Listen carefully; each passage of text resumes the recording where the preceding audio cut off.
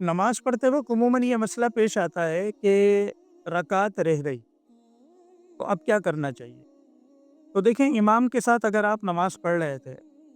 اور سلام پھیرتے ہی آپ کو خیال آیا کہ میری رکعت رہ گئی تھی اور ابھی آپ کا رخ قبلے سے پھرا نہیں، آپ نے کوئی بات چیت نہیں کی، تو فوراً آپ کھڑے ہو جائیں، اپنی بقیہ نماز پوری کریں، سجدہ سہو کریں۔ اور اگر بڑی دیر بعد آپ کو خیال آیا، مثلا آپ سنتوں کے لیے کھڑے ہو گئے تھے یا کسی کے توجہ دلانے پر آپ کو پتہ چلا کہ میری ایک رکعت رہ گئی تھی، اب آپ کو اپنے وہ فرض لوٹانے پڑیں گے، سجدہ سہو کرنا کافی نہیں ہے۔ کبھی کبھی ایسا ہوتا ہے کہ انسان کو شک ہوتا ہے اکیلے نماز پڑھتے ہو، باجماعت نماز پڑھنے میں اگر شک ہو جائے تو وہ تو امام کی اتباع میں ہے، اس کا مسئلہ نہیں، نہ اس شک کا کوئی اعتبار ہے۔ اکیلے پڑھتے ہوئے کبھی مسئلہ ہو جاتا ہے، شک ہو گیا،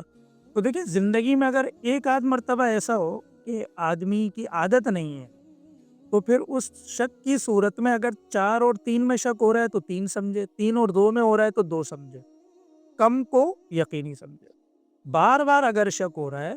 تو اس شک میں وہم میں نہیں پڑنا چاہیے، بلکہ غالب گمان پر انسان اعتماد کرے اور اپنی نماز کو مکمل کر کے اس کو پورا ہی سمجھے۔